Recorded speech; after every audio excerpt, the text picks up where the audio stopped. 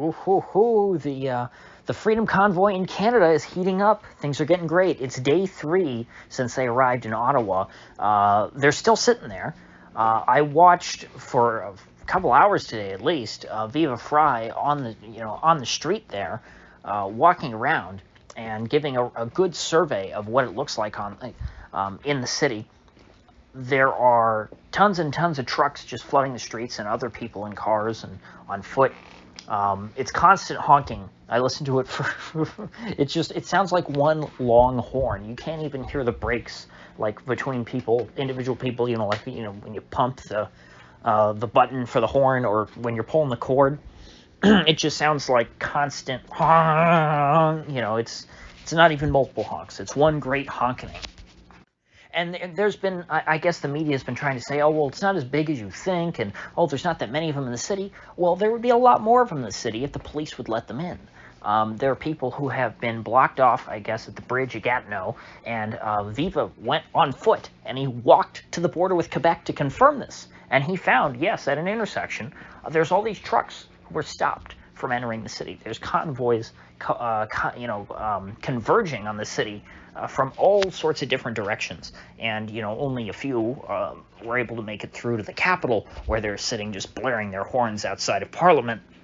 Meanwhile, the leader of the regime, Justin Trudeau, is nowhere to be found. He's apparently in self-isolation and has tested positive for the Wu flu, despite I think receiving not only being double vaccinated but double boosted.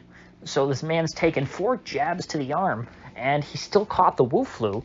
Yet he wants to force all of the truckers and everybody else on the planet to receive the same vaccine, or else, they're bad people who aren't following the science. Now, Trudeau, it's remarkable the way he's reacting to this. He's making no effort to defuse the situation. Reminds me very, very much of Barack Obama. He's instigating these people. He's talking down to them. He's just school-marming. I can't remember his exact tweet, but it was something to the effect of, we will not bow down or be intimidated by hateful racists who steal food from the homeless and fly hateful flags and do all the and desecrate the statues and monuments to our veterans. Basically, he described a Black Lives Matter protest, which Trudeau, when they came to town, Trudeau, went and stepped out into the streets with no security and got down on his knee. He took a knee, just like Colin Kaepernick, to show support for BLM, which does tear down statues, not just for veterans monuments, but of the founder of Canada, John MacDonald. It was very popular for a while to tear down his statue. He became Canada's Robert E. Lee. And so what he's doing is only going to antagonize these people more. Remember, we got Trump because of 8 years of Obama. That's, Trump was the response by all the people who were tired of getting picked on and talked down to by Barack Obama. That's what it was really about. You make people feel small, weak, and insignificant and tell them that they're bad people because of who they are. Their response is, fuck you, or more specifically, fuck Trudeau, which has become a very popular phrase at the protests. You see lots of F Trudeau flags, and people don't care anymore. They're losing their livelihoods, these truckers, and they're standing up for everyone else who is too, all over the world. Every guy that Viva talked to made that absolutely clear. It's about the whole Wu flu, COVID regime that has taken over the planet. They want it all to stop. They want Trudeau out. They want the mandates gone. They want their lives back. And like I said, this is not just in Ottawa, the capital.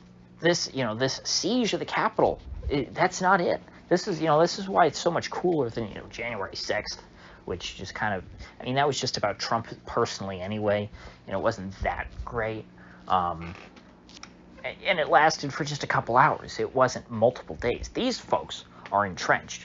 No, they want the regime out, and they are willing to put themselves in harm's way knowingly. The January 6th people, they're all being treated to. What's so ridiculous about that is that none of those people thought that they were doing anything dangerous.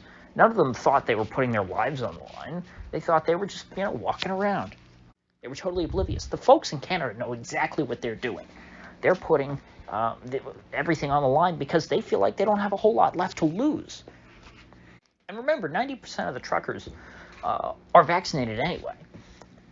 So it's not just that it's not just the unvaccinated ones who feel like they have nothing to lose. It's the ones who have already been jabbed who say, you know what, if we live in a society that can do this to people, that's not a place that I want to live. It's not a place worth living in.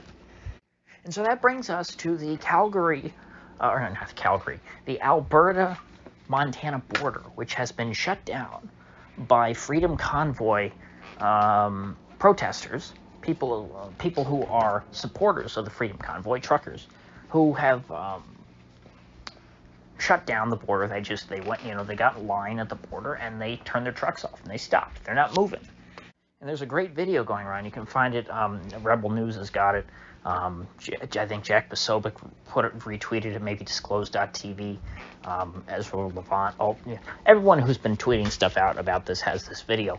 And it's these truckers in a bar talking about, hey, are we going to stay or are we going to, dig in here for the long haul and really make a stand here? And the overwhelming majority of them agreed, hey, this is where we take our stand. We're going to dig in, we're going to sit tight, and until our demands are met. And then they said the Lord's Prayer. So, these guys, they're pretty serious. And they cleared a lane for anybody who didn't want to participate, who just happened to be caught in the traffic and was not a part of this whole coordinated effort, to let them leave. But the interesting thing is, the Mounties, the RCMP, Royal Canadian Mounted Police, have blockaded the town, this border town. They're not letting anybody in or out, except for journos, apparently. Journos are allowed to leave, but food and water can't come in. Anyone who's trying to bring aid and comfort to these terrorist truckers, these anti-vax activists, they're not being allowed in. But if you're from the media and you've come to smear these people, you're more than welcome into this border town as far as the Mounties are concerned. And so they've had Mountie negotiators come in and talk to them. This is a real situation. It's going down right now, and it's just remarkable to see people stand up for what they believe in. And yes, if these people believed in something that was wrong and that was their point, and that was their goal, they wanted to achieve something that I thought was not like a just cause, I would criticize them. Absolutely. I would say what you're doing is ridiculous. But when you're standing up to tyranny, I can understand these things. I wouldn't get mad at, let's say, a big-time BLM supporter for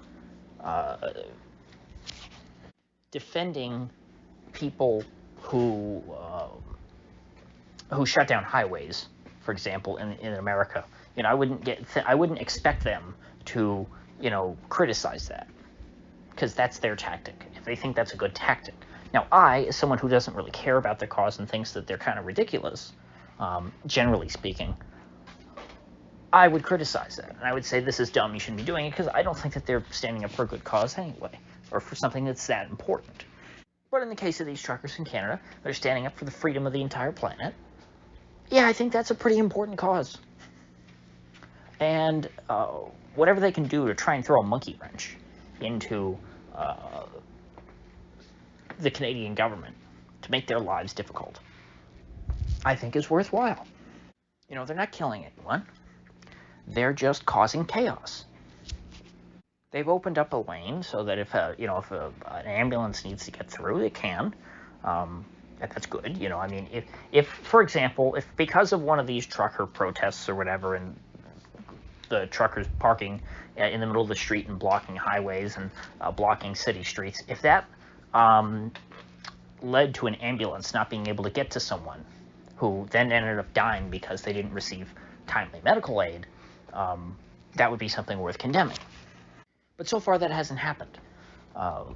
There has still been a way for ambulances to get through and things, and that's really the biggest criticism that you could have with these kinds of protests. And obviously, I guess it goes without saying, unlike BLM, the Canadians are not attacking and mauling anyone on these highways that they're shutting down, on these roads that they're shutting down.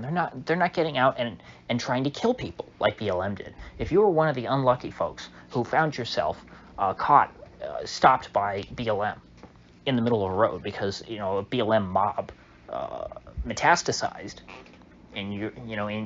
along your path, they would smash your windows out and try and kill you. The Canadian truckers are not doing that.